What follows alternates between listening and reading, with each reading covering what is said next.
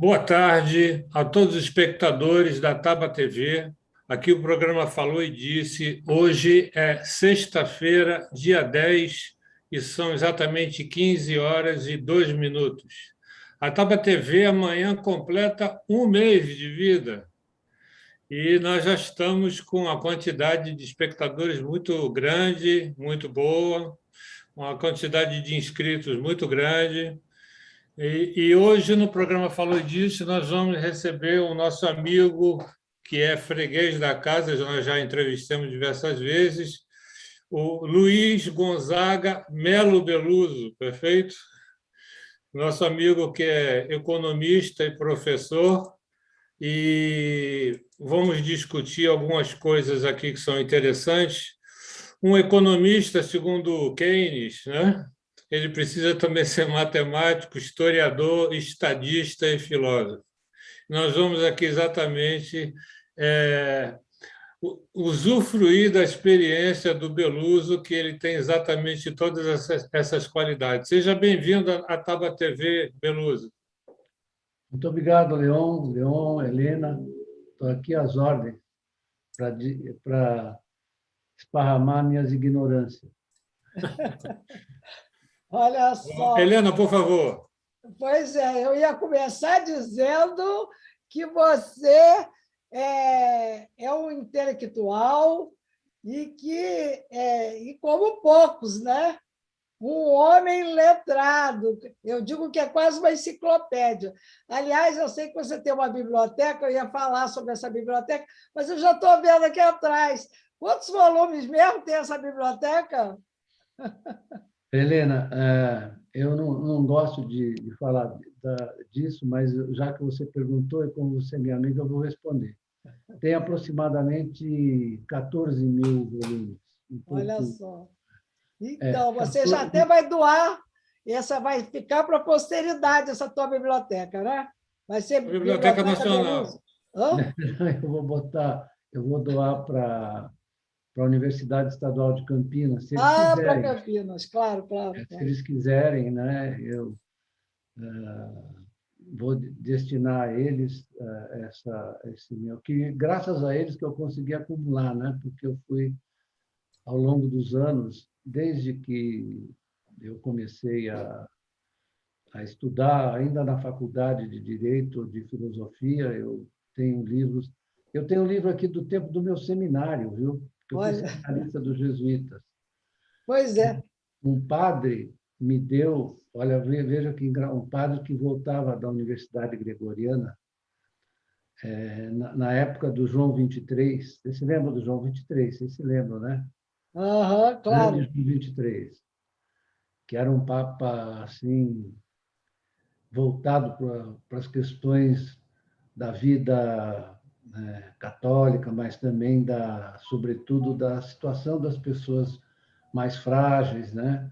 Ele tem uma encíclica maravilhosa, Mater et Magistra, sobre o papel da igreja, etc. E esse padre, voltando, me deu um livro, viu, Helena? De um outro jesuíta chamado Jean-Yves Calvez, que escreveu um livro chamado La Pensée de Karl Marx. Pensamento de Karl Marx. É um livro muito, muito bom, de altíssima qualidade. Aliás, ele era um filósofo jesuíta muito interessante. Tem outros textos também que depois eu... Mas, para você ver como essa questão da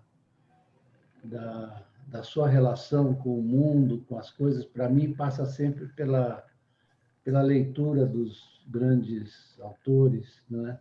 Se a cultura nossa, ocidental, né? Que você tem que respeitar. Eu mesmo me considero, por isso que eu disse que eu ia exibir minhas ignorâncias, porque eu sempre estou sentindo falta de conhecer mais. Eu coloco em dúvida sempre o que eu conheço, o que eu sei, o que eu acho que eu sei, né? E eu me sinto muito, por exemplo, nessa pandemia, muito confortável, porque eu consegui ler o tempo inteiro ficando em casa, que eu sou grupo de risco, né? Fiquei em casa, fiquei lendo muito, li coisas, inclusive, que faziam críticas a mim, que eu acabei de ler um livro de 2 economistas. Estava lendo agora, um deles chama-se Giuseppe Cocco, e o outro chama, vale a pena entrevistá-los, aliás, e o outro chama-se Bruno Cava. Eles escreveram um livro sobre neoliberalismo, fizeram uma crítica a mim ali, que eu achei um pouco fora do lugar, mas eu pretendo responder educadamente, né? Porque eu acho que eles queriam substituir, me acusar de não substituir o homo econômicos pelo homo afetivo, né? Porque eles dizem que o neoliberalismo é a predominância do homem afetivo. Eu tenho dúvidas a respeito dessa. O livro é muito erudito, muito bem construído. Gostei muito do livro.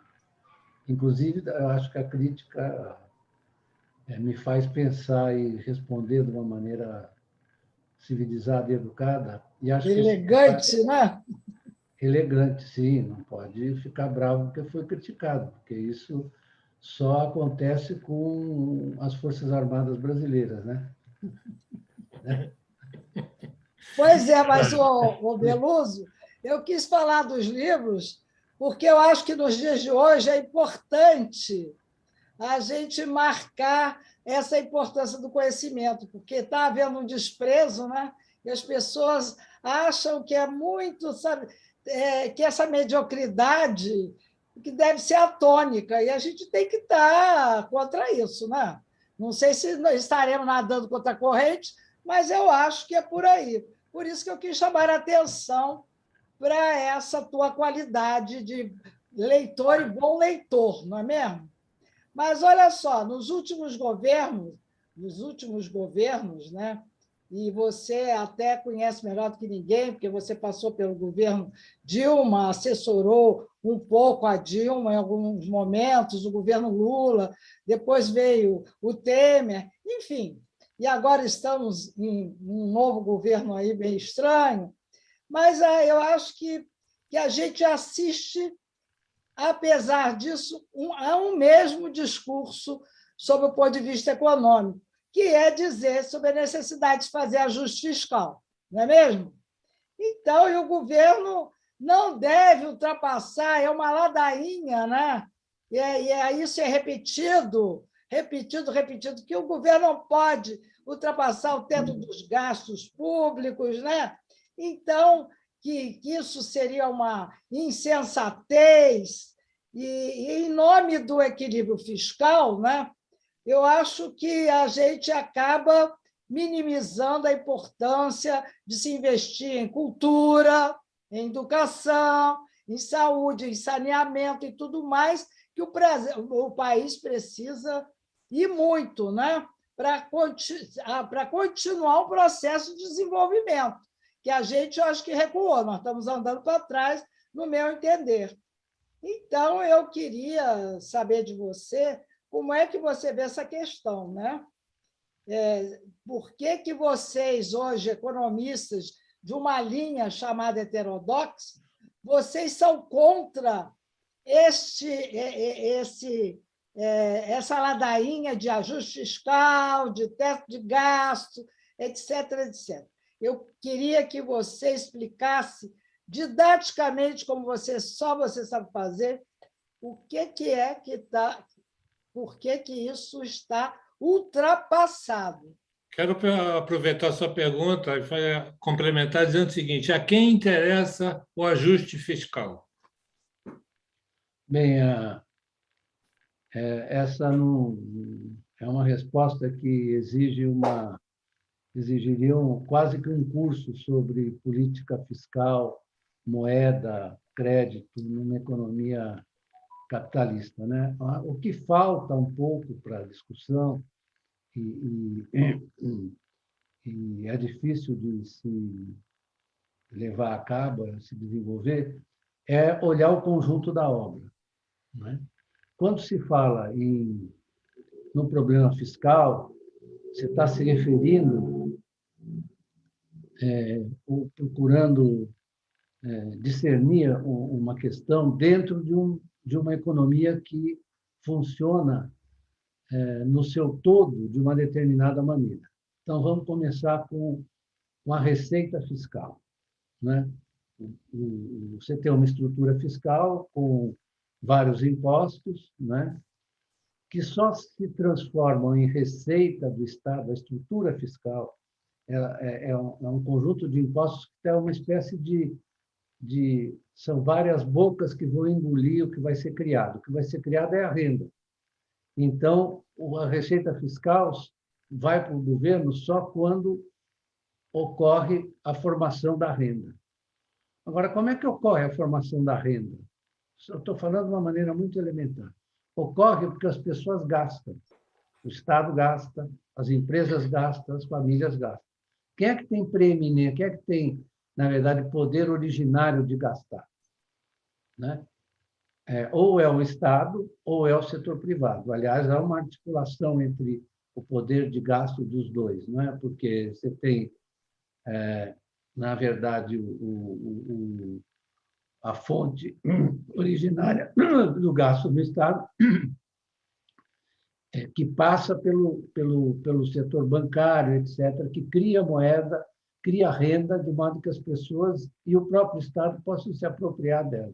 Se você não entende que tem essa estrutura que forma isso, você começa a pensar num sistema em que as coisas estão sempre do mesmo jeito, que é o suposto do teto de gastos. Por que eles criaram o teto de gastos? Porque eles têm como pressuposto a ideia de que você pode, dispensando a visão que eu acabei de apresentar, você pode fazer uma coisa semelhante ao que faz uma família. O que a família faz? Se ela está gastando muito, se ela está gastando muito e se endividando, o que ela faz? Ela reduz o gasto. O pai chama os filhos, a mulher, fala assim, olha aqui, vamos parar de gastar porque nós estamos ultrapassando o nosso limite. Só que isso não é verdade para o conjunto da economia e para o Estado, né? Porque o Estado tem essa prerrogativa, que ele não pode usar de maneira abusiva, de criar a moeda. Veja o que está acontecendo agora, o André Lara Rezende está discutindo essa questão, tudo. Não é que seja absoluto esse poder, porque você tem as relações de propriedade. Então, a criação de moeda tem que passar pelas relações de propriedade no capitalismo. O que faz isso? É o crédito, né? O crédito ele permite que o gasto seja regulado pelas relações de propriedade. É credor, devedor. Quando você fala em credor, devedor, você está falando de uma pessoa que deve para outra, né? Em geral, a pessoa deve para o banco, para uma instituição. E o banco é regulado pelo Banco Central, que, na verdade, determina de que forma é possível aos bancos realizar esses empréstimos. Eles têm que, na verdade, ter depósitos junto ao Banco Central, ter a sua liquidez regulada, etc., né? Tem uma série de condições para que isso possa funcionar. Então, é outra forma de existência do dinheiro e da moeda, olhada do ponto de vista do conjunto e do ponto de vista da família.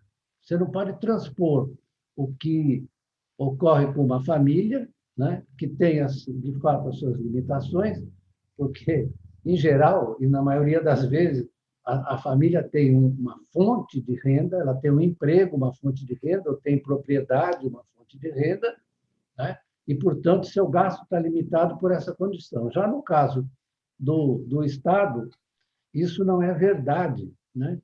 Porque nós temos uma relação entre o geral e o particular. O geral é o governo, o seu Banco Central, com a sua capacidade de emissão, e o sistema bancário, que é, na verdade, o seu operador privado dessa prerrogativa.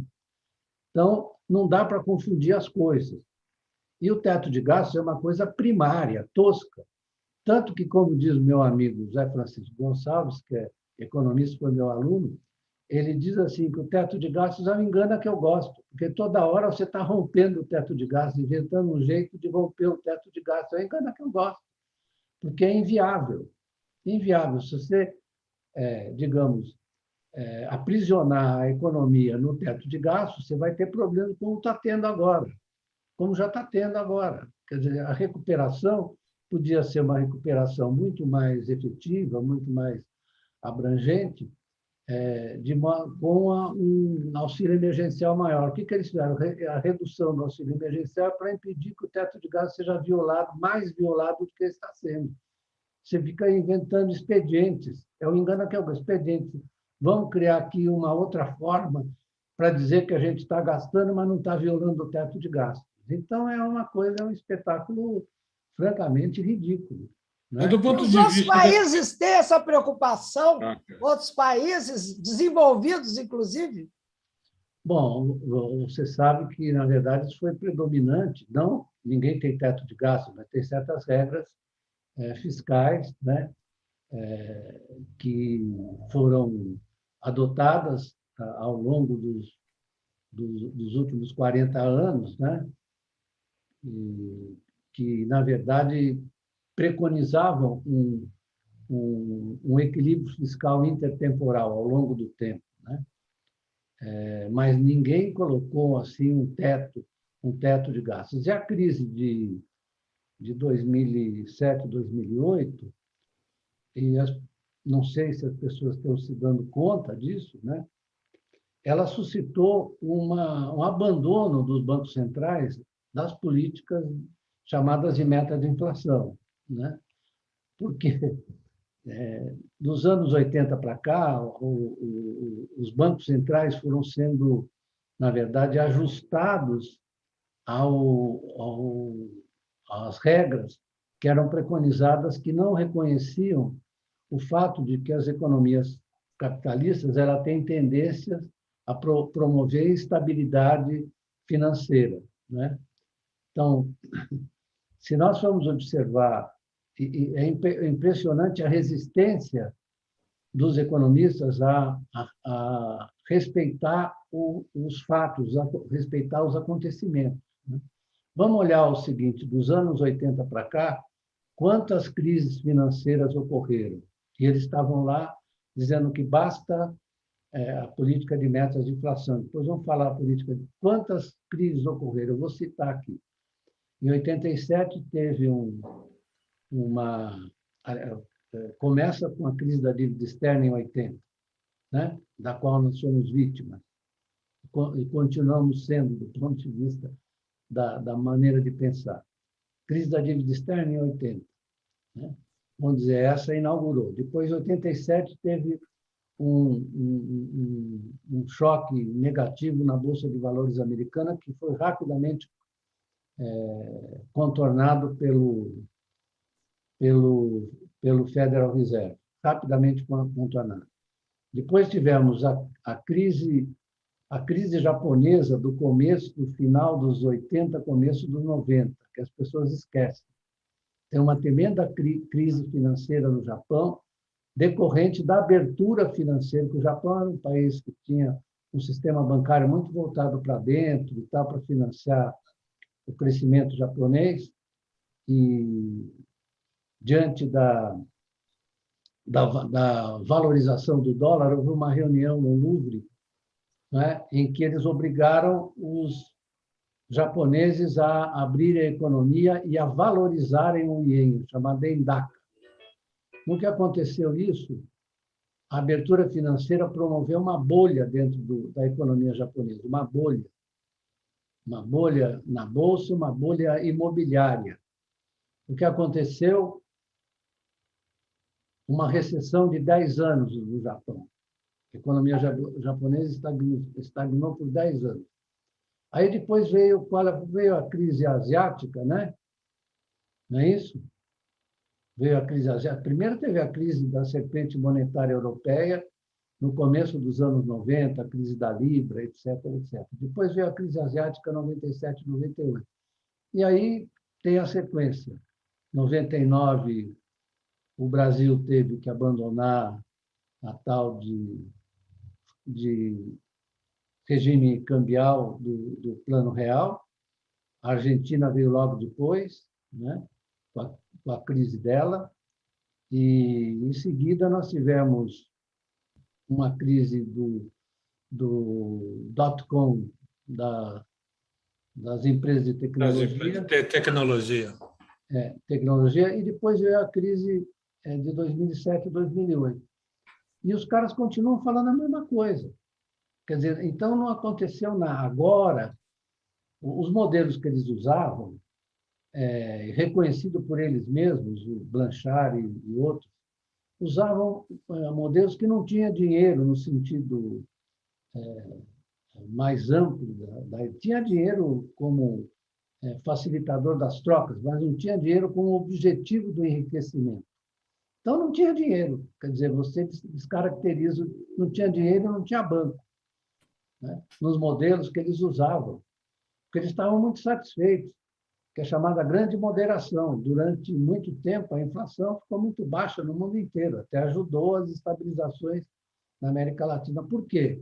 Aí, só um instantinho, Beluso, é porque você está entrando nessa questão da inflação e o Leon tem uma pergunta relacionada exatamente a isso. Né, Leon? Você sim, mas por favor... Não, tudo bem, mas por favor, Beluso, dá uma concluída e a gente passa a pergunta depois. Então, há vários trabalhos do Bank of International Settlements e de outros também, do Banco de Compensações Internacionais, que é uma espécie de agência para regular a economia internacional, ajudar na regulação, etc. São gente de muita qualidade.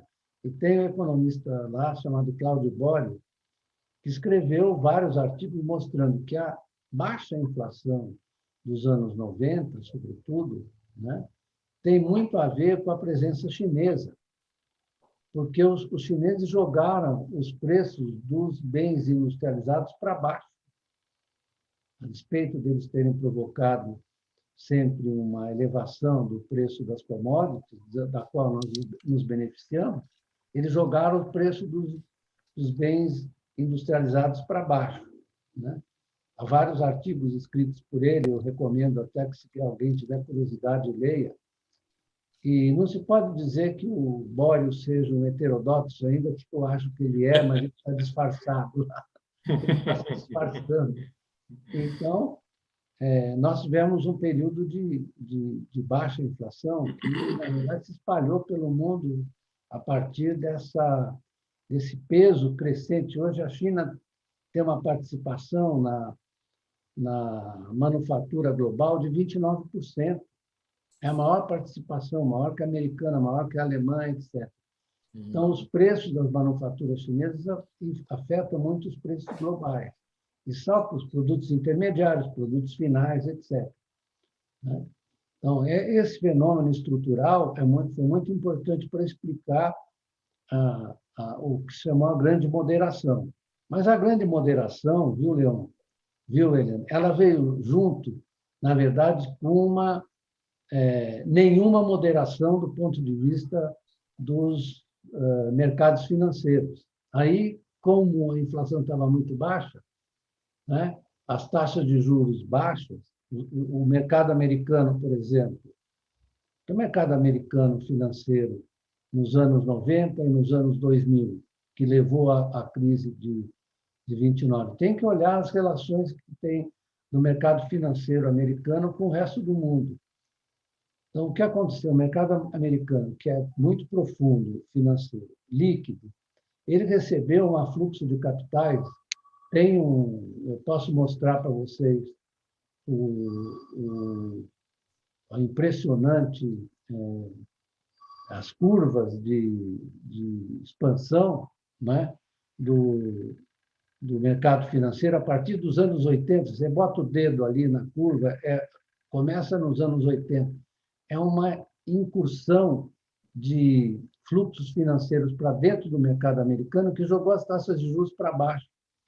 Aí você olha isso e fala, que bom, mas o problema é que você começou a alavancar posições nos mercados de ativos, né? Ocorreu também uma mudança importante institucional, que ao invés do crédito bancário direto, começou a crescer o crédito por emissão de papéis, por emissão de títulos. Você mudou a estrutura, isso está no... Quem quiser discordar, pode discordar, mas vai ler um livro do próprio Ben Bernanke, que acabou de sair, em que eles explicam exatamente o que ocorreu, né? Que ali há um mínimo de respeito à verdade, né? Então, Maravilha. isso tudo que tem a ver, abarateamento das manufaturas promovidos pela China, abertura do mercado americano para a entrada das manufaturas chinesas e, sobretudo, dos capitais europeus financeiros que iam para o mercado americano. Cai a taxa de juros, né? Cai a taxa de juros, isso torna mais viável para os mercados financeiros alterarem várias formas de procedimento, inclusive com a chamada securitização. Não vamos esquecer que eles fizeram empréstimos, chamados empréstimos ninja, que é não tinha renda, não tinha ativo, não tinha nada, ninja.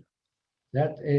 Há até as histórias de que eles pegaram consumidores ou famílias de muito baixa renda e deram financiamento. E eles, a partir desses financiamentos, eles emitiam CDOs, que é uma espécie de derivativo de crédito, que eles vendiam isso para outras instituições. Tanto que, quando ocorreu a crise, estava todo mundo interligado. Quando ocorreu a crise, eu me lembro muito bem de 2007, o pessoal dizia, não, isso é um problema localizado no Lehman Brothers. Só que as articulações, as relações entre o Lehman Brothers e os outros era muito... Se eles não correm para parar, isso ia dizimar o sistema financeiro americano. Você entendeu? Então, a baixa inflação é boa, baixa inflação é ótima, porque não afeta tanto as famílias que têm renda mais Mas baixa. tem que ter, no mínimo, 3% de inflação para poder você crescer, senão você não consegue investir, não é isso? Exatamente. Bom, você mudou totalmente a composição da riqueza também, né? Pelo seguinte, se nós formos olhar o que aconteceu com o crédito e com o valor dos ativos financeiros, tem uma relação muito próxima entre eles.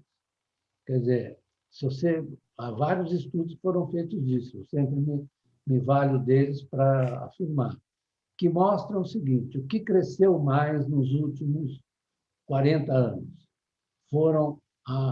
foi o financiamento, o crédito para dentro do sistema financeiro, ou seja, são os bancos, em geral, financiando outras instituições financeiras para que elas possam alavancar posições no mercado de ativos, entendeu? Isso já tinha ocorrido na crise de 29, que é o chamado call money. É o dinheiro que financiava a posição no mercado de ativos. Era alavancagem de 30%, certo? Em relação aos seus recursos próprios. Uma tremenda de uma alavancagem. Então, quando vem o choque, é uma devastação, porque acaba batendo aonde? No coração do sistema financeiro, que são os bancos de depósito, que têm capacidade de criar crédito, ex nihilo, de criar moeda. Então, você criou um sistema, na verdade, que se autoalimenta. Então, eu dizia, o crescimento da dívida maior foi dentro do mercado financeiro, a dívida intrafinanceira e a dívida das famílias. Cresceu muito mais que a dívida das empresas. E, além disso, as empresas começaram a fazer o quê? Começaram também a correr atrás da valorização das suas próprias ações, fazendo recompra. É brutal a recompra de ações das empresas por elas mesmas. E, além disso, isso aumentou muito a participação dos dividendos, porque você começou a dar maior peso nos rendimentos que eram destinados aos acionistas. Então, se articulou essa coisa assim, né? Muito bem. Eu acho que essas crises todas que a sensação que eu tenho, não sou economista, mas que elas me parecem sempre que eu estou tomando um beiço, está sendo um trambique para poder desviar dinheiro para acumulação de capital. né?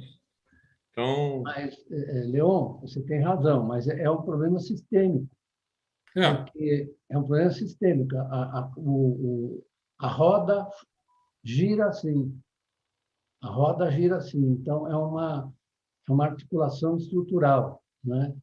Eu estava falando daqueles rapazes que fizeram a crítica a mim sobre o Foucault e tal, e eles querem dar muita importância às subjetividades. Isso é importante, mas as subjetividades elas são construídas por dentro das estruturas, certo? Ninguém não é existe, a partir dela que você faz, não é isso? ninguém existe fora das suas relações sociais, da natureza delas, né? A gente não existe, não existe o. Eu estava brincando que ele substitui o homo econômicos pelo homem afetivo, né? Então, agora, sempre foi assim, né? Você construiu as subjetividades a partir das suas relações. Você não existe em si mesmo. Você existe em Luz, relações, é muito claro isso. Isso é uma coisa que você pode pegar com a mão, né? A menos que você conviva. deixa eu pegar, fazer, aproveitar e pegar um gancho aí em cima desse negócio que você falou, da subjetividade. Você lançou um livro agora, cujo título é muito. Agora não, já há algum tempo, cujo título é muito interessante. Eu acho que todo mundo deveria dar uma passeadinha nesse livro. O título é o seguinte: Manda quem pode, obedece quem tem prejuízo. Esse título já é bem interessante. E tem alguns aspectos aqui que eu estava dando uma olhada, inclusive dessa questão da mudança da subjetividade. Exatamente, muito bem, da mudança de subjetividade dos agentes e dos pacientes, que era isso que você estava abordando, mas tem algo que eu achei interessante e que gostaria de a gente conversasse rapidamente. Tem algumas perguntas que eu quero fazer em cima da primeira leitura que eu fiz. Primeiro, o que é estagflação? Que isso é um termo que eu não conhecia, que é interessante. E o que seria avanço científico mascarado? Que isso aí eu achei interessante esse termo que você usou. Podemos abordar essas duas questões, estagflação, A por favor? estagflação é um fenômeno que foi assim denominado nos anos 70, né? Significa um crescimento bem moderado, digamos, bem baixo, semi-estagnacionista, um crescimento muito baixo, com inflação. Isso ocorreu nos anos 70, depois que, durante 30 anos, as economias centrais cresceram de maneira muito equilibrada, muito satisfatória, com inclusão social, com aumento da renda das famílias menos favorecidas, com aumento do emprego, com avanço tecnológico, etc. Que período foi esse? Foi o período que, eu diria que começa em 71, já começa no final dos 60, começa a ter algumas manifestações, tanto que você teve 68, né? Aquelas manifestações de 68 que já mostravam uma certa insatisfação com o que estava acontecendo, porque realmente aquele surto de crescimento de 30 anos que vem do imediato pós-guerra, e foi muito virtuoso, todo mundo reconhece que foi, ele começou a entrar até pelas suas próprias virtudes, né? Que ele fortaleceu muito os sindicatos, né? Fortaleceu muito os sindicatos e havia pressão sobre os preços, começou a haver uma reação das empresas no sentido de aumentar suas margens, tudo isso, e isso terminou na estagflação. A economia desacelerou, né? Desacelerou fortemente ao fim de um ciclo de crescimento muito amplo, aliás, desacelerou e a inflação subiu. Então, isso foi Mas isso chamado não foi desculpe de interromper, mas isso não foi de propósito? Não, Outro dia me falaram o seguinte, que esse período foi as forras que o liberalismo fez pelo fato de, na verdade, não ter, vamos dizer assim, as pessoas e a sociedade terem crescido muito mais do que as próprias empresas. Seriam as forjas do neoliberalismo a partir dos avanços das conquistas que a sociedade teve. Não sei se é Sim, verdadeiro, mas eu achei interessante essa você discussão. tem essa dimensão, que é uma dimensão, você tem essa dimensão, que é uma dimensão, eu diria, estrutural, né? E que provocou essa reação realmente de vamos acabar com tudo isso. Foi o que Pois foi é. dito, vamos acabar com tudo aquilo, né? Por quê? Porque realmente começou a haver um crescimento importante do poder, digamos, dos sindicatos, do poder popular. A classe Isso, média americana passou a ser perigosa e eles sentaram o pau isso, na classe média americana, é isso? isso. E, na verdade, tem um texto do Kalecki, Michel Kalecki, um economista polonês, que esteve no Brasil, aliás, que é um economista muito importante, é uma espécie assim de é o outro Keynes, né? Ele tem uma formulação macroeconômica muito interessante, mas nesses aspectos políticos do pleno emprego ele trata exatamente disso, na verdade, dos riscos que o pleno emprego oferece ao poder dos empresários, ao poder dos capitalistas. E isso teve um peso muito grande na estagflação e na transição para o que se chama neoliberalismo, né? Porque essa questão do poder dentro da sociedade, é muito importante, foi muito bem ressaltada pelo Kalecki, né? E Pois o que é. se observa, olhando o período, se observa realmente que havia uma inconformidade do capitalismo das classes empresariais com o crescente poder dos sindicatos, dos grupos sociais que, na verdade, foram alçados a uma posição mais forte na sociedade, né? Havia, sim, tanto que a gente não pode esquecer que, nesse período, o Hayek, que é um economista conservador, Friedrich Hayek, escreveu O Caminho da Servidão, que ele estava dizendo, olha, isso aí vai terminar, ele dizia, isso aí vai terminar na imposição de um regime autoritário que vai impedir a realização da liberdade econômica, porque ele não estava preocupado com as pessoas, o Hayek. Tanto que ele dizia que é melhor um governo autoritário e liberal economicamente do que um governo democrático, né? E mais destinado a equilibrar as relações na sociedade.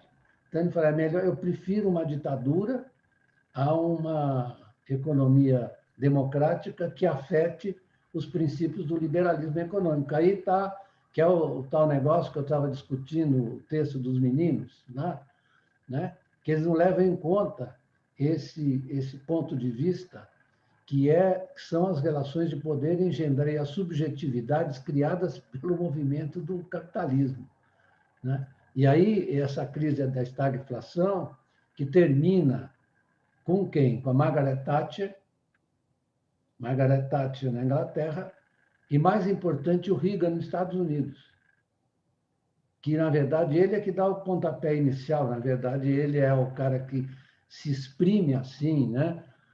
Diz que o Estado é o problema e não a solução.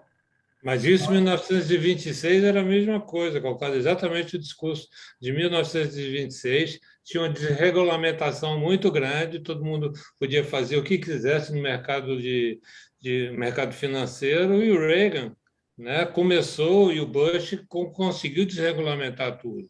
Sim, você E está tivemos falando uma crise de 2008 exatamente porque houve uma disso. facilidade Não, a grande para isso. desregulamentação foi importantíssima. Você está falando Né? 26, em 26, você falou 26? 1926 tinha uma desregulamentação muito grande.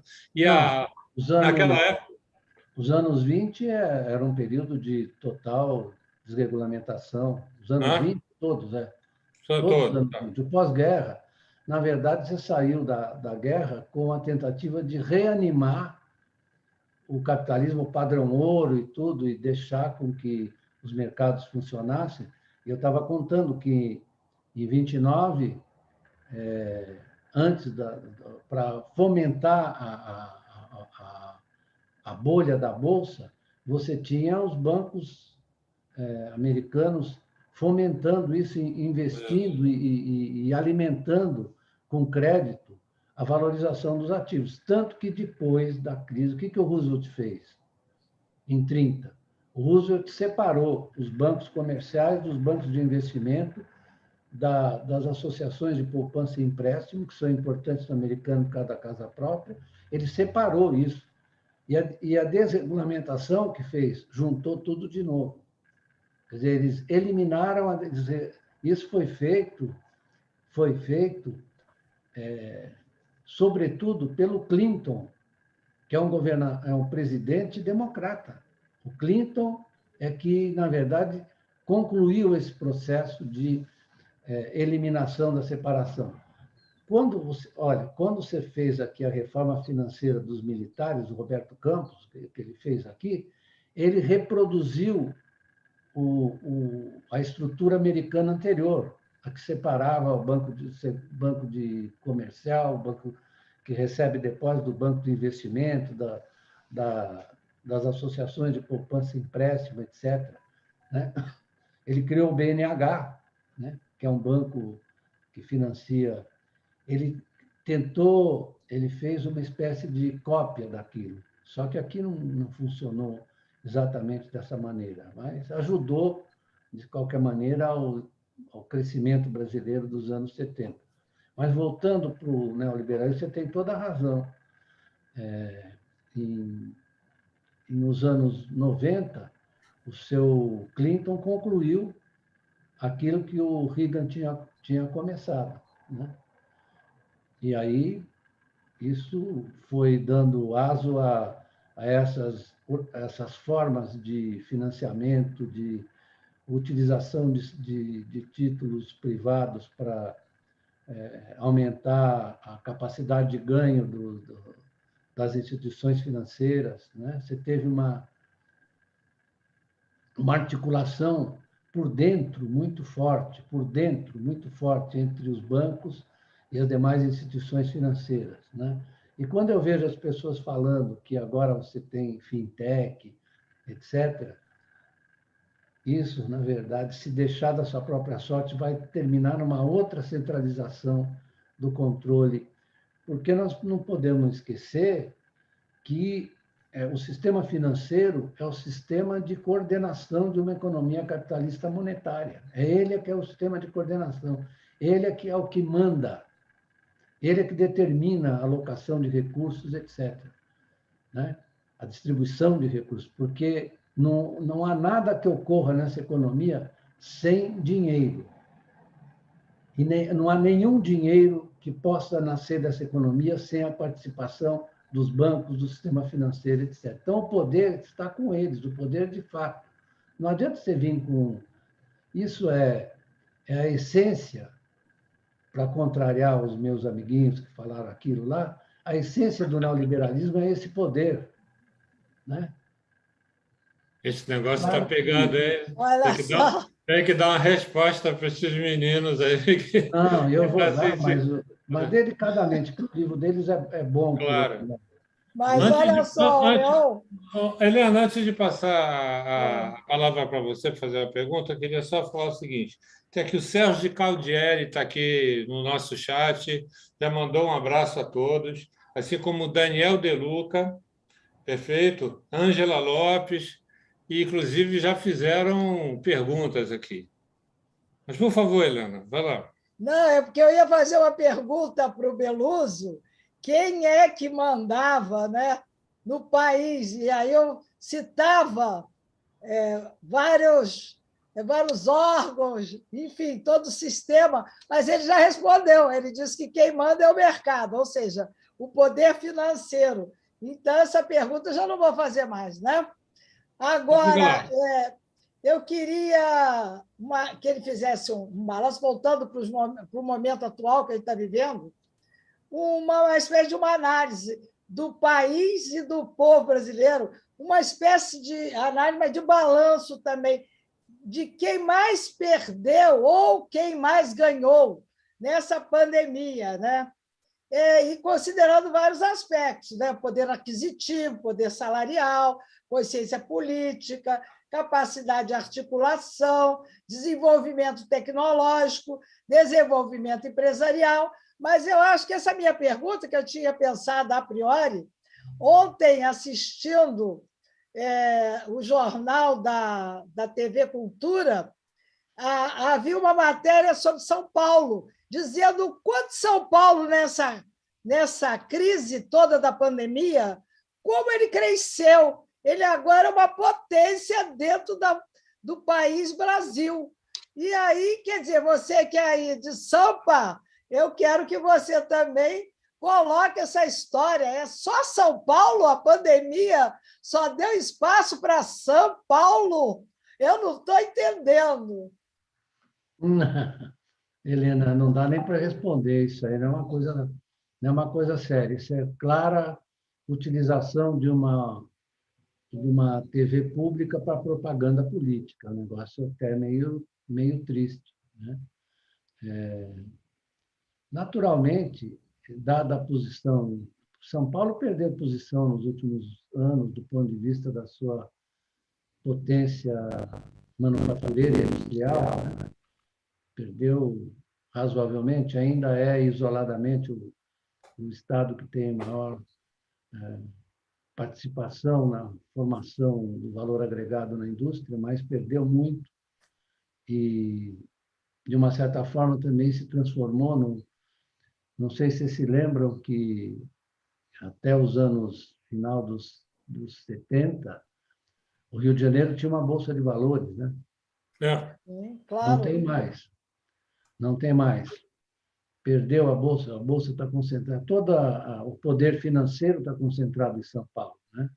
É o que o pessoal fala da Faria Lima, né? E eles é que, na verdade, ditam e recusam formas de gestão do Banco Central. A chamada autonomia do Banco Central é, sobretudo, uma demanda dos mercados financeiros, né? Que é autonomia em relação ao resto, mas dependência em relação a eles, né? Isso é muito... É só olhar a porta. Eu estava conversando com o Paulo Nogueira Batista outro dia, nós estávamos vendo como funciona a porta giratória entre os mercados e o Banco Central. Você sai do Banco Central, vai trabalhar numa asset, você vai trabalhar num banco ou numa asset, de modo que são os mesmos. Então, o poder de regulação do Banco Central é uma coisa bastante relativa, que tem a ver com os interesses e os desejos dos mercados financeiros. Eles ficam ofendidos quando se fala isso, mas não é um problema moral que eu estou criticando, é um problema de relações, né? De relações entre formas de existência de instituições públicas e privadas.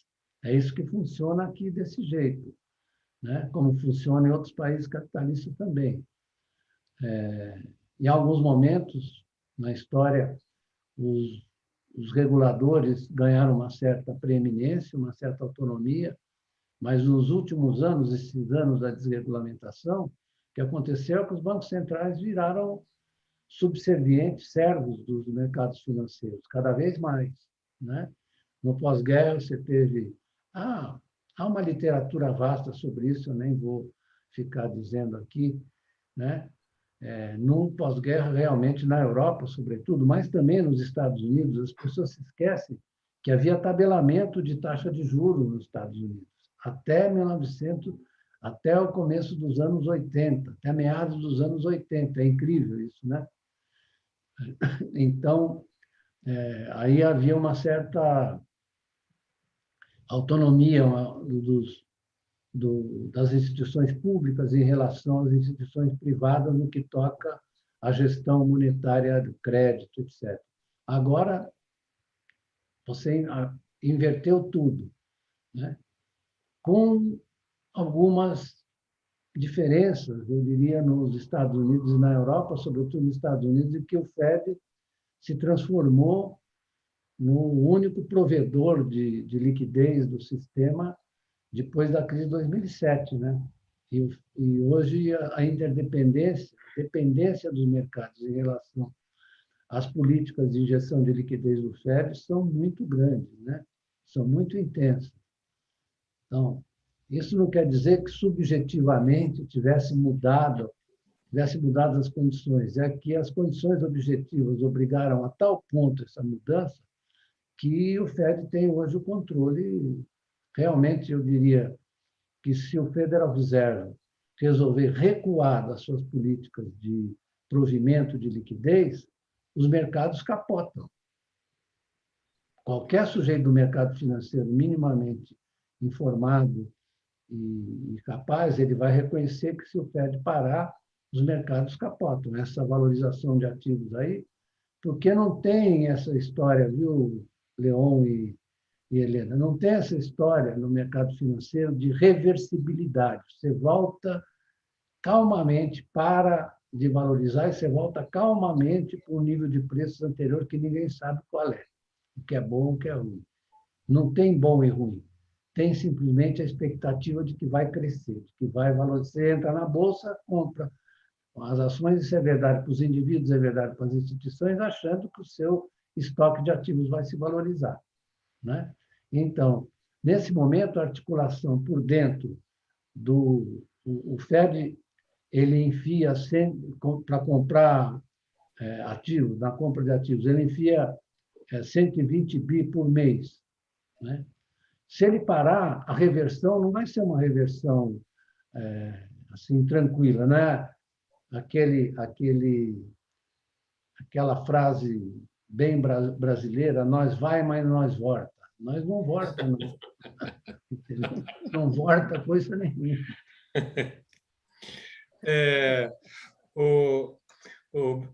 Beluso, nossos convidados aqui, nossos espectadores estão aqui no chat, e o Daniel Beluca está fazendo uma pergunta aqui que eu queria colocar, que é o seguinte: a Selic tem realmente relação com a inflação?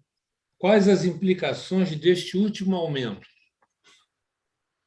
Bom, pela política de metas, na verdade,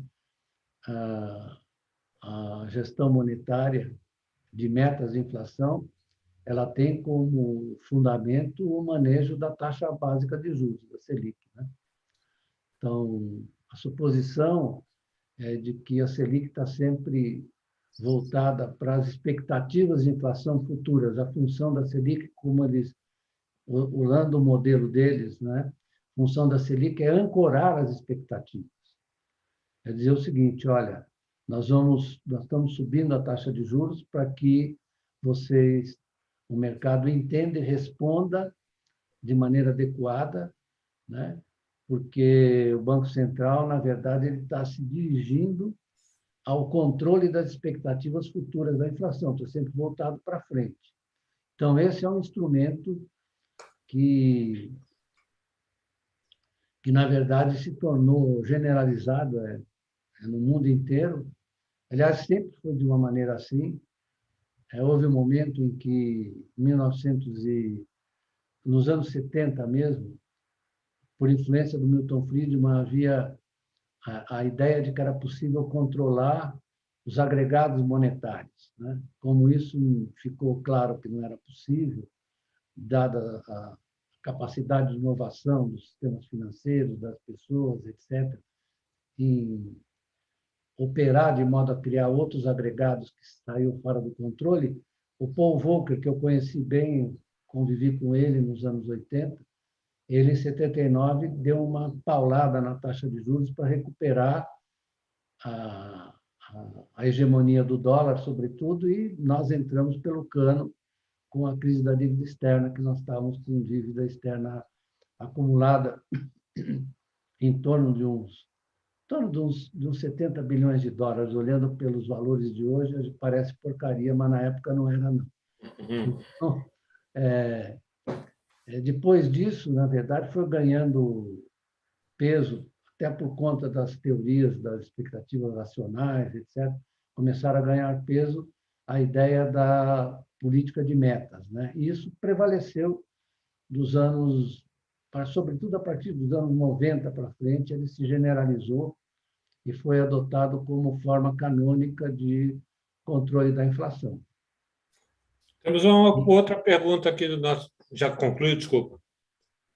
Já, pode. Tem uma pergunta aqui também dos nossos espectadores, do Renault, que está nos assistindo agora também, que é sobre a reforma tributária que você preconiza. E ele fala o seguinte: como deve ser o imposto sobre os dividendos para o cidadão comum? Deve ser separado ou tributado do imposto de renda à pessoa física? Exemplo, um cidadão que ganha 5.500 de aposentadoria mais 3.000 de dividendos, ele paga sobre a soma ou separadamente? Essa é a pergunta. A tributação dos dividendos, do jeito que está sendo proposto, e que é sempre em cima dessa receita, dessa renda derivada da propriedade de ações, né? Tá. Então, tem que ser uma tributação separada. Uma tributação separada. Uma tributação para a renda e outra tributação, como é em todo lugar do mundo. A tributação é separada. Né? Aliás, nós tivemos um dado interessante que parece que 20 mil pessoas no Brasil, 20 mil contribuintes, receberam dividendos da ordem de 270 bi. 20 mil, não são todos. Eu sempre dou o meu próprio exemplo, porque eu sempre achei isso o fim da picada. Porque eu sou sócio de uma faculdade, da Facamp, né?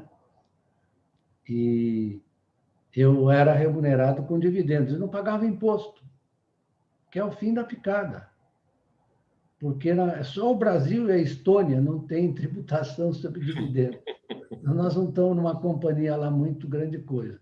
Não tem nada contra os estonianos, não. Mas nós só temos... O mundo inteiro tributa dividendos. E agora, então, isso aí, diante dessa fenômeno que eu disse do poder dos acionistas, que subiu muito, dada a configuração da riqueza financeira agora, né? Essa tributação dos dividendos tende a crescer no mundo inteiro. Aliás, é a melhor forma de você resolver um pouco o desequilíbrio que existe nos sistemas fiscais. Então, não é o caso de você tributar, se você é aposentado, não tem que misturar as coisas. Tem que tributar os dividendos e pronto. Agora é o seguinte, é só me dirigir aqui ao nosso espectador da Taba TV, entrei aqui na minha orca para poder dizer o seguinte, para poder vocês visitarem o nosso site tabatv.com.br. Lá no nosso site tem todos os programas que a gente fez, algumas matérias, e lá você também consegue ter acesso ao canal do Taba TV no YouTube, tá ok? E não se esqueça de dar um like, perfeito? Lá no nosso... E se inscrever também, tá bom? Helena, por favor. Olha só, eu queria saber o tempo ainda do nosso programa para saber o que eu ainda posso perguntar para o Beluso. Bom, vamos, é o seguinte, a gente não tem tanto tempo, mas eu acho que a gente pode ser conciso e aí responder, porque eu tenho algumas curiosidades aí sobre como foi a questão lá no governo Sarney e governo Dilma. Mas pois eu tenho ainda várias curiosidades. Mas aí eu queria falar do Joseph Stiglitz, que é um economista que às vezes eu gosto de citar, porque ele tem um conceito que diz da maldição da riqueza. E aí, quer dizer, são países que, por sorte, né, têm uma natureza maravilhosa, com biomas diferentes, com recursos naturais. Às vezes, até esses recursos vêm assim, tardiamente, né? De repente se descobre poços de petróleo, etc. E aí esses países, essas nações, ao invés de deslancharem, às vezes elas andam para trás, né? E eu acho que a gente pode dizer isso em relação ao Brasil também. E aí eu perguntaria ao Beluso, o Brasil, com todo este potencial incrível que a gente sabe, eu não quero ficar aqui repetindo, ele tem solução? Por que ele está nessa trava toda? Só uma coisinha. Tem uma frase que eu vi, foi do Roberto Dávila, apesar dessa frase não ser dele, que diz o seguinte: a gente não desenvolve, sabe por quê? Foi praga dos índios. Quando ele viu que eles foram dominados, eles jogaram uma praga que esse negócio nunca ia dar certo. Mas vai lá. Bom, eu quero dizer que o Brasil fez um tremendo esforço de crescimento, de avanço, de modernização e de industrialização, né? Desde os anos 30. E não há nenhuma, digamos, causa natural. O Brasil era um exportador de produtos primários, de café. Então, a própria crise do café ofereceu a oportunidade de se adotar, do Getúlio adotar políticas que encaminhassem o país na senda da industrialização. E isso foi feito ao longo no início, de uma maneira muito difícil, muito complicada, mas foi levada a cabo com o surgimento de algumas empresas industriais brasileiras, na relação entre o Estado, os empreendedores que foram criados pelo Estado brasileiro, né? São vários, né? E isso se prolongou até se prolongou no pós-guerra, né? No imediato pós-guerra, com o próprio Getúlio, depois da eleição de 50, e depois o Juscelino, e os militares, apesar da crise dos anos 60, o final do ciclo de crescimento do Juscelino, teve uma crise que resultou no golpe de 64. Depois a gente pode... Mas os militares não abandonaram o projeto de industrialização.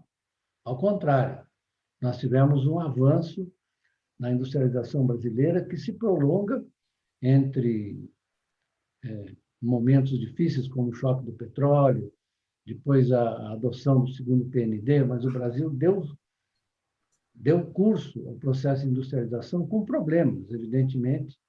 A desigualdade não diminuiu, diminuiu muito pouco, apesar da urbanização, da criação de empregos industriais, etc. O próprio Lula me disse uma vez, quando eu trabalhava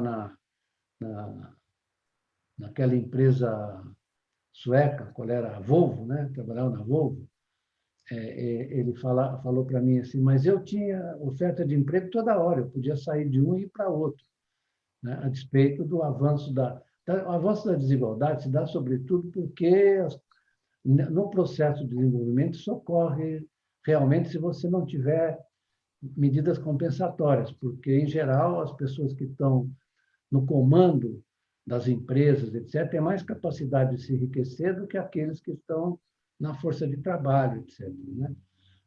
Mas a verdade é que o Brasil era um exemplo. O Brasil era o país mais industrializado que a China, mais industrializado que a Coreia.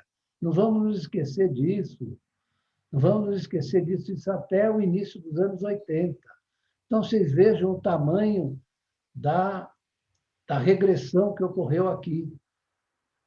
Ocorreu aqui uma regressão por conta, inclusive, não só do choque da dívida externa, que nós ficamos 10 anos, 12 anos, e não conseguimos recuperar, mesmo depois do Plano Real, nós não conseguimos recuperar os instrumentos e as formas de avançar no desenvolvimento.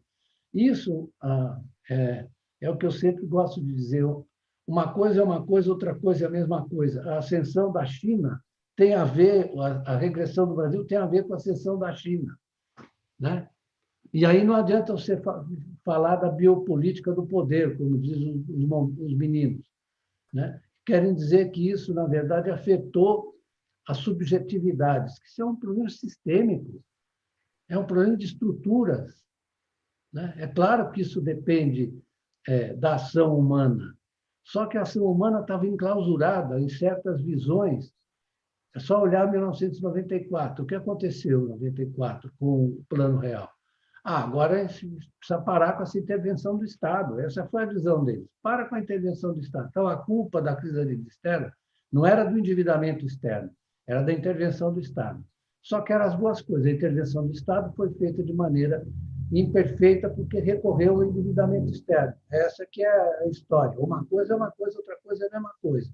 Assim como também China e Brasil. É só olhar o desempenho dos dois. Enquanto o Brasil despencava na sua estrutura industrial e a participação da indústria de transformação caiu de 35%, não sei se eu estou dando, é mais ou menos esse o dado, 35% para 11% hoje, né? A China tem 29% uma coisa é uma coisa, outra coisa é a mesma coisa. Tem que olhar as relações, digamos, e dinâmicas estruturais. Enquanto a China sobe, o Brasil cai. Por quê? Porque, na verdade, vamos nos lembrar, o Brasil era o país maior receptor de investimento estrangeiro entre todos os países emergentes nos anos 50 e 60. Para onde foram as empresas depois dos anos 80, começo dos 90? Foram para a China. Foram para a China. O pessoal diz que a China é um país fechado, um país fechado. A China abrigou todo mundo lá, todas as empresas lá, e se aproveitou da presença das empresas lá para desenvolver as empresas dela, a China.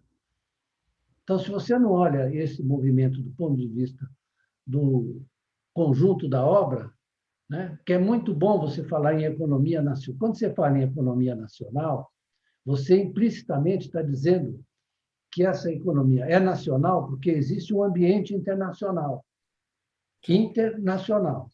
Né? Então, uma coisa se refere à outra. Economia nacional é porque você tem um ambiente internacional. Então, a economia nacional não pode ser subtraída desse espaço onde ela opera, a economia internacional, porque o Brasil não está no planeta Netuno. O Brasil está no planeta Terra, com determinadas relações. Então, o nacionalismo é muito saudável, porque ele quer proteger o espaço nacional, mas você não pode fazer isso sem levar em conta o que está acontecendo no ambiente internacional. Por exemplo, agora, se me perguntarem qual é o problema maior que você vê para o Brasil fazer uma retomada da sua industrialização, do seu crescimento, um dos maiores problemas é a abertura financeira, é o sistema monetário financeiro internacional, que é extremamente danoso a qualquer tentativa de você fazer uma política nacional no sentido dos anos 60. Porque lá nos anos 60, o raio de manobra, antes ainda do fim da desvinculação do dólar do ouro, havia uma certa permissão do próprio fundo que você fizesse controle de capitais, porque o movimento de capitais era visto como danoso para as economias mais frágeis. Por quê? Porque, na verdade, ao contrário do que dizem, o capital costuma sair com maior rapidez quando você tem um fim de ciclo, um choque qualquer. Isso Keynes percebeu nos anos 20, tanto que ele recomendou em Bretton Woods que se fizesse estrito controle de capitais, coisa que as pessoas não mencionam. Ele falava, para você ter um sistema internacional que permita a liberdade às políticas nacionais, precisa ter controle de capitais. E o que nós temos hoje é o contrário, né? Na verdade, uma tremenda abertura. Tudo bem, o investimento direto estrangeiro é muito bem-vindo. Ninguém é contra. Agora, você vir aqui especular com câmbio e juros, isso aí não é bom. E Isso a aí velocidade também com que esse dinheiro entra e sai. Se o dinheiro entra isso, rápido e sai rápido, não isso, adianta nada. exatamente, Leon, porque isso dá volatilidade. Veja só o que está acontecendo com a nossa taxa de câmbio. Ela caiu para abaixo de 5, já está em 5,45. Vocês acham que alguém pode tomar uma decisão, algum empresário pode tomar uma É. decisão de investir com essa volatilidade? Né? A Edalves, ela está fazendo uma pergunta aqui que eu acho que você já acabou de responder, que ela fala assim: é possível o Brasil se industrializar e concorrer com produtos chineses? Então, acho que essa discussão que você colocou é importante. Aliás, vou lembrar uma coisa aqui para os nossos espectadores, até falar que nós vamos lançar um programa que foi uma entrevista que nós fizemos, está gravada e a gente vai disponibilizar depois, com o professor Elias Jabor, grande especialista na China. China, é.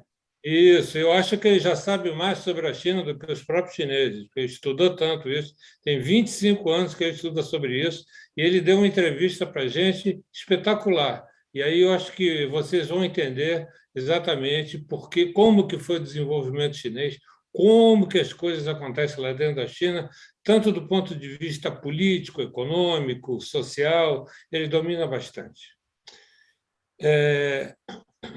Helena, quer fazer uma pergunta? Que eu estou aqui, eu tenho uma pergunta aqui para A poder pergunta que fazer. Fala, pode falar. Pode falar, Helena. Não, aquela pergunta que a telespectadora fez, prossiga Isso. com ela. Não, mas era isso. No fundo, a pergunta que ela fez é só para poder até obrigado a Pedalves pela sua pergunta e só dizer que o Beluso já está respondendo. Se você quiser fazer uma pergunta, que depois eu tenho uma Não, eu pergunta. acho que a minha última, para terminar, quer dizer, das minhas Diga. perguntas, eu queria que o Beluso dissesse, porque ele é um keynesiano, se não me engano, né? Ou pelo menos já escreveu tanto sobre Keynes, então, e sobre New Deal, todo aquele processo. Né? E eu queria saber, agora, trazendo para agora, você acha que depois dessa pandemia, porque eu tenho ouvido muito as pessoas dizerem o mundo vai ser diferente, não sei o quê, e aí vamos trazer de volta o estado de bem-estar, etc, etc. Você acredita ainda nesse estado de bem-estar social, no hoje e no agora? Helena, o que eu tenho notado, por obrigação profissional até e por curiosidade pessoal, é que a visão que era predominante no mundo está se dissolvendo. E a visão, digamos, compatível com o espírito neoliberal, para chatear os dois meninos lá, essa visão, esse tipo de concepção está cedendo lugar por uma ideia de que não é possível mais ser continuado do jeito que está, do jeito que estava. Então, por exemplo, os ingleses acabaram de publicar um livro muito interessante, os economistas ingleses, sociólogos e historiadores, chamado The Return of the State, a volta do Estado. Muito bem. Pois é. Eu diria que o Estado nunca saiu do lugar, só que ele estava com uma outra agenda, né? Uma agenda, na verdade, de preservar a liberdade do mercado e estimular a concorrência, para usar corretamente o que disse o Michel Foucault. Né? Só que ele está mudando de agenda, né? No sentido de que ele não vai mais usar o seu poder para garantir a predominância dos interesses monetários e financeiros, o Estado agora vai voltar para o interesse da população. Eu diria que a redesenho do estado do bem-estar, ou da proteção aos interesses da maioria, dos homens e mulheres de carne e osso, ele está veja só, eu tenho lido muita coisa sobre a política do Biden, Mas isso é escancaradamente uma volta às políticas econômicas que buscam o quê? Proteger as pessoas. É só olhar a composição do gasto dele, que uma boa parte da composição do gasto é para as famílias, as crianças, etc., etc. Né? Ele incentivando a sindicalização, assim como fez o Roosevelt nos anos 30, né? Dizendo que os Estados Unidos foram construídos pelos trabalhadores. Então, toda a estrutura de gasto que ele fez, em ciência e tecnologia, tudo. É claro, o pessoal diz, não, isso é para enfrentar a China. Também é para enfrentar a China, sim. Mas, ao mesmo tempo, ele sabe que enfrentar a China do jeito que estava não ia dar. E a mesma coisa é a União Europeia. É só olhar, vejo Mário Draghi, ex-funcionário do Goldman Sachs, ex-presidente do Banco Central Europeu, que já tinha dito coisas interessantes lá. Na Itália, está fazendo um programa, digamos, de recuperação da economia italiana e de proteção social. Isso aí está mudando, a gente está assistindo essa transformação. É isso que me deixa, às vezes, um pouco assustado com o Brasil, porque, nesse momento, nós estamos fora do mundo. Nós estamos, nesse momento, os que estão dirigindo o Brasil estão insistindo em fórmulas que não vão predominar. Não vão, não dá mais. Está visível, olha, teve um manifesto de mais ou menos 150 professores, entre economistas, etc., pedindo que não se retorne depois à austeridade. Na Europa está acontecendo a mesma coisa. Então, eu estou vendo esse movimento. Isso é um movimento poderosíssimo, fortíssimo, que está... Se você tiver a oportunidade de ler um relatório da inteligência americana, não é da CIA, é da inteligência que funciona junto ao presidente da República. Chama-se Instituto de Inteligência, uma coisa assim. O relatório é impressionante. É um relatório que qualquer economista heterodoxo faria. É impressionante a percepção que eles tiveram das transformações que ocorreram na economia mundial. É claro que várias vezes eles citam a China. Mas, pois é esse jogo de espelhos que é a economia mundial, um olhando para o outro olhando para um, que está transformando vai transformar as políticas econômicas. Não há como fazer. Como é que você vai admitir que você vai estimular a inteligência artificial, a biotecnologia, etc., todas as tecnologias modernas que são, na verdade, redutoras do tempo de trabalho e, portanto, vão desempregar a gente, sem você pensar num sistema de proteção que avance até mesmo, Helena, e vai avançar com a renda básica de cidadania. Vai avançar porque não tem jeito. Não tem jeito, você não tem outra forma de fazer. Ou através da criação de programas de atividade das pessoas. Veja bem, isso está falando do Keynes. O Keynes já anteviu isso num artigo, As Perspectivas Econômicas dos Nossos Netos. Ele fala, isso aqui vai avançar a ponto de nós termos que transformar mais o nosso lazer, o nosso ócio, do que a nossa atividade de trabalho. Vai reduzir muito a atividade de trabalho. E você abre um espaço para que as pessoas possam ser cuidadoras das outras pessoas, para que elas possam se dedicar à cultura, para que elas possam se dedicar ao esporte, para que elas possam usar o seu tempo livre. Isso tem que ser monetizado, tem que virar renda para as pessoas. As pessoas fazem isso. Você não pode deixá-las soltas, sem nada, penduradas no ar. Você tem que coordenar e dar atividades para elas remuneradas, mas que não são atividades, digamos, entre aspas, produtivas. São, na verdade, atividades que vão garantir demanda para os produtos que são produzidos de maneira mais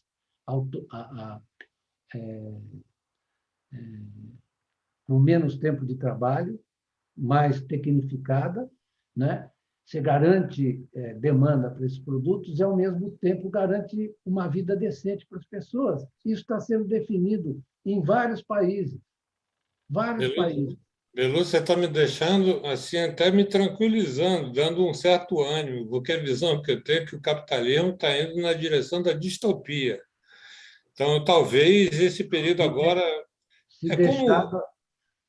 se deixar da sua própria sorte, ele vai para a distopia. Agora, o que eu estou observando é que você está produzindo uma série de reações que, na verdade, vão se intensificar e que vão obrigar a você criar condições de vida para as pessoas, que é condições de vida, que o capitalismo está destruindo a vida das pessoas. É isso que a gente está observando, é destruindo a vida das pessoas.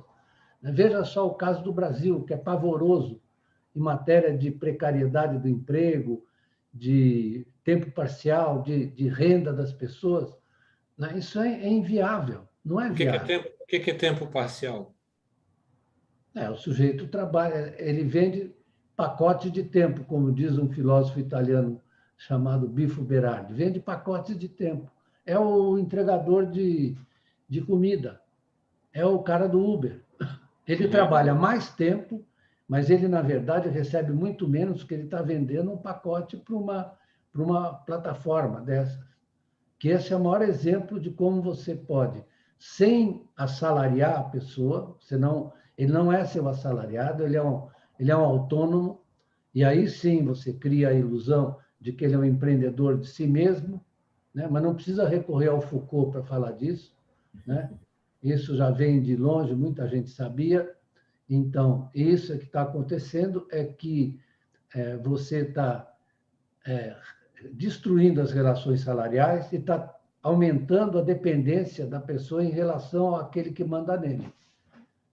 E é isso que você vai ter que, em muitos lugares, já há uma percepção clara disso, muita gente já está reagindo, está querendo criar rede de proteção para essas pessoas, e isso vai na discussão, olha, eu gosto de me lembrar sempre de certas experiências do passado, como, por exemplo, um liberal tinha um diálogo com quem chamado William Beveridge, escreveu um relatório sensacional sobre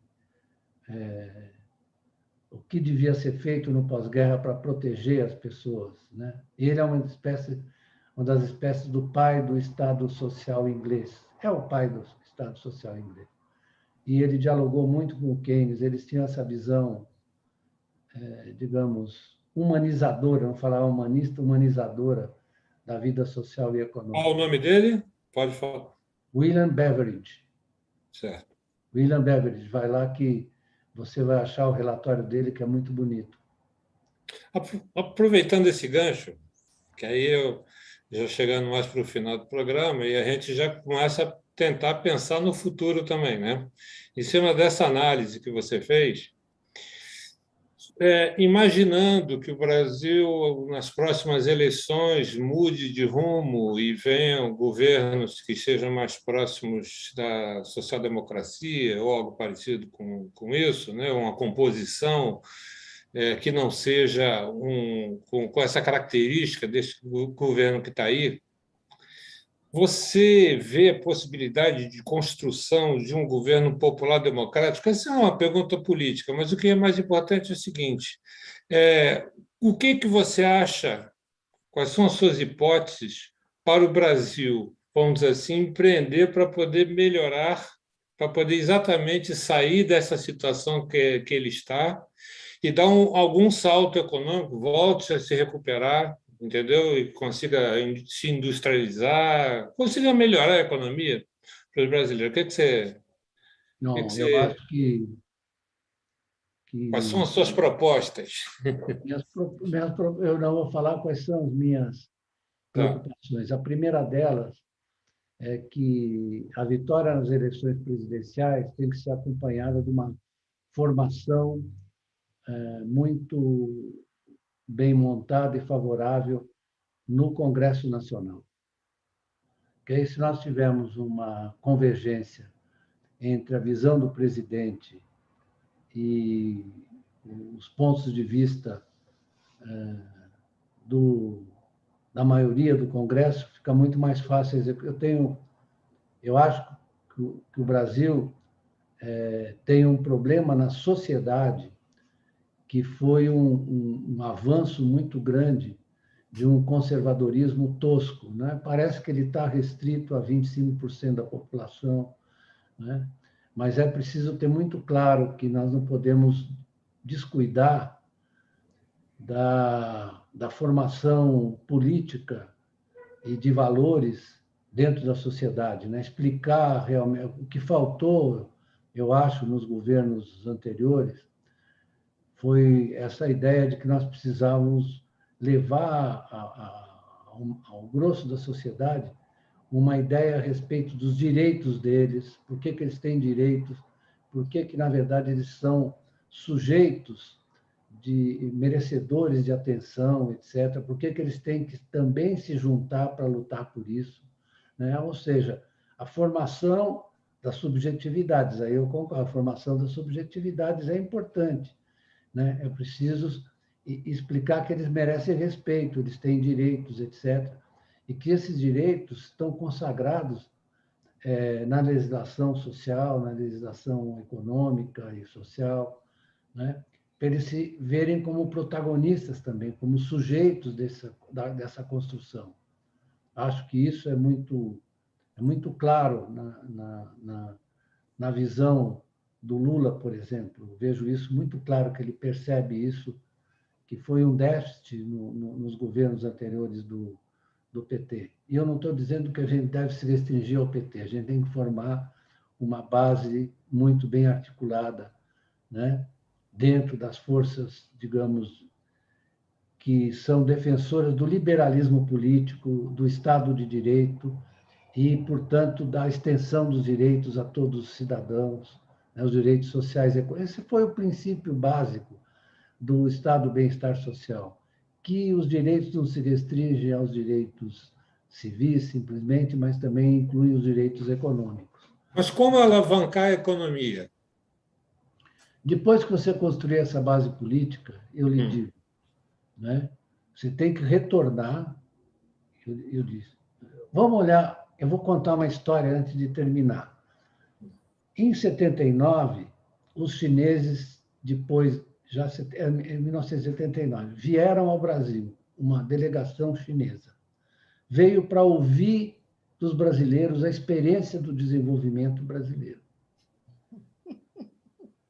Então, eles vieram ouvir, foram lá, inclusive, ensinamos aos chineses. Ai, não. Falar conosco, né? E o que nós explicamos como é que era a articulação institucional do desenvolvimento brasileiro. O que foi com os bancos públicos, com as empresas públicas, com empresas estratégicas em alguns setores que são importantes para o resto da economia, com o acatamento da entrada de empresas estrangeiras misturadas com as nacionais, que foi o exemplo claro dos grupos executivos do Juscelino, né? Os grupos executivos, que é o grupo executivo da indústria automobilística, o grupo executivo da indústria mecânica, o grupo executivo da indústria de transportes, o GIPOT, etc., né? A gente despreza essa construção institucional que nós introduzimos de maneira muito inovadora aqui. Mas, enfim.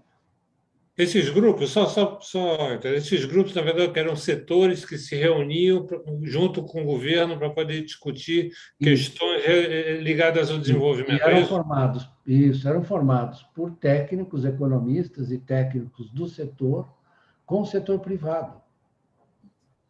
Eu conheci muitos deles. Eu tenho, os meus 78 anos me permitem isso. Eu conheci muitos deles que participaram dessa. Isso é uma concepção muito criativa. Então, eu diria, se você for me perguntar, que não há nenhuma possibilidade de se promover uma recuperação, uma reindustrialização, sem você ter um papel fundamental para os bancos públicos e para as empresas públicas. Não há nenhuma chance. Se você for depender desse mercado financeiro aí, você tem que fazer com que o mercado financeiro fique subordinado ao desempenho dos bancos públicos e das empresas públicas. É só olhar, os chineses, eles, na verdade, ajustaram perfeitamente a nossa experiência a eles. Veja só, o crédito na China é 80% é dos bancos públicos, que financiam as empresas públicas, que, por sua vez, geram demanda para o setor privado. Aqui era assim, o investimento público sempre foi na frente das empresas públicas, foi na frente do setor privado, criava um espaço de expansão, um horizonte de expansão para as empresas privadas. Assim, se você quer ser keynesiano de verdade, viu, Helena, você tem que olhar para o que o Keynes falou a respeito da organização capitalista que estava na cabeça dele. Ele não falava só de gerar déficit, isso é coisa de economista burro, que gerar déficit é coisa de anti-keynesiano burro. Aí o Keynes é do déficit. Tem que tirar o diploma desse imbecil, porque ele não sabe o que ele está falando. O Keynes falava de uma organização institucional público-privada, falando, eu não quero, de maneira nenhuma, danar ou prejudicar o espírito de empresa, o espírito empreendedor dos empresários. Eu quero, ao contrário, criar um espaço que eles possam decidir e investir de maneira mais segura. Então, ele falava na socialização do investimento, falava com a utilização de corpos públicos ou semipúblicos para auxiliar isso. Então, o Keynes é muito maltratado porque ele é visto só como um sujeito que dizia que é preciso criar formas de gastar, seja como for. Não é assim. Não é assim. Eu não vou fazer propaganda do meu livro aqui, porque não se deve fazer isso, entendeu? Isso Depende. Eu não concordo contigo, não. Pode fazer propaganda. Fale um pouco, então, sobre os aspectos que estão interessantes no seu livro. É o aspecto do Keynes, como você dizia, tem que ser matemático, filósofo. Filósofo. É esse Keynes que está falando. Não é o sujeito do déficit público. Né? Aliás, ele disse uma vez para um amigo dele, né, que tinha feito lá uma observação sobre preciso fazer déficit, ele diz assim, você só pensa, ele diz, você não pensa no longo prazo, você só pensa no curto prazo, com medidas pontuais. Eu estou falando de medidas estruturais. Aliás, o maior pensador de uma sociedade livre e, ao mesmo tempo, eficiente, chama-se John Maynard Keynes. Não há nenhum pensador parecido com ele, que ele viu o conjunto da obra. Ele viu o capitalismo estruturalmente, assim como o Marx e o Schumpeter viram estruturalmente, só que o Marx não estava a fim de encaminhar o capitalismo nessa direção, a despeito de ser um libertário, né? Que as pessoas não sabem. Ele não estava a fim de fazer recomendações, mas o Keynes pegou, com a mesma percepção do capitalismo, de uma economia monetária, né? Com articulação entre o público e o privado, pegou a mesma coisa e fez recomendações. É o maior pensador sobre a possibilidade de transformação do capitalismo. Não é pegar o keynesianismo vulgar que corre por aí, na boca de vários. Né? Tem que pegar o que é essencial, o essencial do Keynes. Então, eu vou dizer, eu não vou ter um livro, eu vou recomendar de um outro, chama-se Zachary Carter, é um autor chamado Zachary Carter, não vou falar do meu, porque isso é feio. Zachary Carter é um livro recente e muito interessante sobre o Keynes. Olha, não tem problema, Beluso. Pega o seu livro aí, por favor. Pego. Você quer que eu pegue, eu pego. Você está mandando. Isso. Está aqui. Tá aqui. Isso. Mostra aí. Olha só, já que o Beluso ele está com pruridos para poder falar sobre o livro dele, eu posso falar e recomendo que todo mundo leia esse livro, e aquele não manda quem pode, obedece quem tem prejuízo, entendeu? Então, eu sei que eu tenho esse livro aqui, ó. Aliás... É esse. Então, essa aqui é a segunda edição. Olha outra. Essa é a segunda edição. Helena, vamos dar uma... Então, todos os nossos espectadores conhecem muito bem quem é o Beluso. pela uma pessoa que tem uma experiência, uma atuação muito grande, por isso que está cheio de gente aqui fazendo pergunta no chat, que depois eu vou fazer o seguinte, depois eu vou encaminhar essas perguntas para você, e aí você dá uma respondida, e aí eu coloco lá no nosso site, até para poder, já que a gente tem um tempo limitado. Então, assim, Você manda, né? todos os nossos espectadores conhecem muito bem o Beluso, e por isso nós chamamos também, exatamente para poder usufruir um pouco de toda essa experiência, que não vai se resumir a ser dita, a ser mostrada nesse programa, e por isso a gente já convida para poder a gente esticar essa conversa mais outras vezes, assim como já fizemos naquela discussão com o Nildo Ourique, né, que foi uma discussão muito boa. Então, já de imediato está convidado para poder a gente esticar e as pessoas usufruírem exatamente dessa sua experiência. Helena, você quer falar umas palavras finais? Diga, por favor. Não, eu só queria que ele pegasse essa questão aí do André Lara Rezende, né? Que fez uma reformulação do pensamento dele mais ortodoxo, agora virou heterodoxo. Eu quero saber o seguinte, qual a tendência desses economistas brasileiros tão ortodoxos daqui para frente? O que você acha? Eles estão com pinta de que vão evoluir aí nessa compreensão ou vão continuar nessa ortodoxia bizarra? Helena, A gente já passou um pouco do tempo e ia pedir para poder ser sucinto, para poder te dar uma concluída, por favor. Helena, eu considero essa mudança do André uma coisa de uma coragem moral impressionante. Eu não me canso de elogiá-lo, de considerar que ele tem coragem moral e intelectual, né? Porque eu vou ser muito rápido. Em geral, como diz os economistas, como todos os outros intelectuais, cientistas, eles têm tendência ao group thinking, ao pensamento de grupo. E eles valorizam muito o seu capital intelectual. Então, não pode haver uma coisa mais perigosa para eles do que duvidar das ideias que eles defenderam até agora. Isso é terrível. Isso é uma prisão. O cara não sai da caixinha. E aí ele fica até um pouco agressivo, começa a se dirigir aos que discordam de maneira pouco cavalheiresca, digamos assim. Então, mas isso é um problema que existe em todos os grupos sociais. Você acumulou o chamado seu capital intelectual, agora você não quer desvalorizá-lo, né? Até porque ele tem valor de mercado, você sabe disso. Você sendo um economista conservador e bem ortodoxo, você vai ter um emprego no banco, né? ou no mercado financeiro. Agora, o outro é difícil, né? Um não convencional e ganhar num banco um salário parrudo. Não estou dizendo que isso é maldade, estou dizendo que isso é da forma de existência das subjetividades numa economia de mercado capitalista, certo? Então, queria agradecer ao Beluso por ter aceitado o nosso convite e ter feito toda essa discussão interessante para os nossos telespectadores.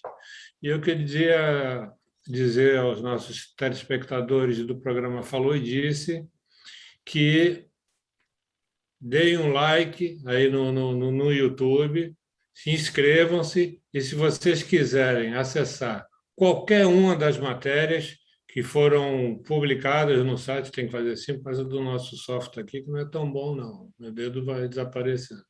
Aqui na tabatv.com.br, e lá vocês vão ver todas as reportagens.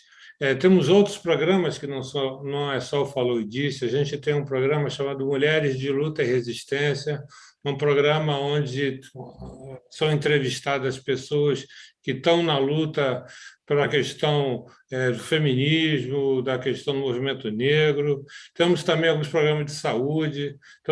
Tem um programa de saúde que fala sobre vegetarianismo, que foi feito pela Carolina Lourenço, e vamos ter muito mais. Então, vocês por favor, acessem o tabatv.com.br.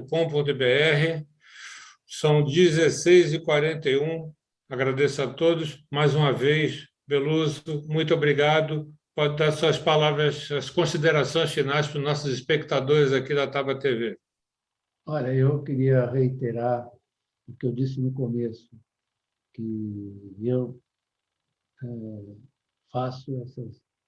escrevo minhas coisas sempre duvidando de mim mesmo, que não é não estou dizendo isso de maneira de falsa humildade, mas eu duvido mesmo e sempre escrevo com essa dúvida me atazanando. E é por isso que eu quero sempre saber mais, olhar o que os outros dizem, né? É muito importante você consultar não só os autores que te carregaram nas costas, que são muitos que me carregaram, como também os outros que estão falando agora.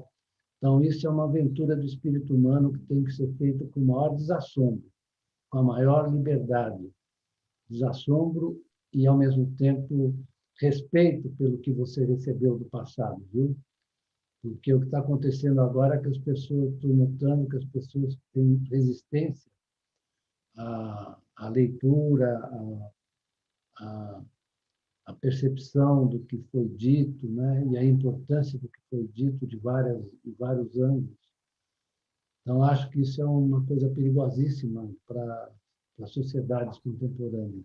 Eu estou ficando muito preocupado com isso, porque as pessoas não se acomodam nas suas dúvidas e incertezas, elas querem buscar a certeza, e isso é perigosíssimo. A gente sempre tem que ficar se questionando e se colocando questões. É isso que eu queria deixar como mensagem, minha última Perfeito. mensagem aí. Não é um conselho, é simplesmente uma exposição de uma experiência de vida que não é tão maravilhosa como as pessoas dizem, é de um palmeirense fanático que costuma conviver com a vitória e com a derrota. Muito bem. Tem, inclusive, um espectador nosso aqui que fez algumas perguntas sobre o Palmeiras. Eu falei assim, não, vamos deixar para um próximo programa, a gente fala a respeito disso. Quero agradecer, mais uma vez, Luiz Gonzaga Melo Beluso, que o Luiz Gonzaga Beluso era o seu pai, não é isso? Meu pai. E muito obrigado pela sua presença. Muito obrigado, Helena. Muito obrigado aos nossos espectadores do programa Falou e Disse. Até a próxima. Um grande abraço. Eu faço também minhas as palavras do Leon.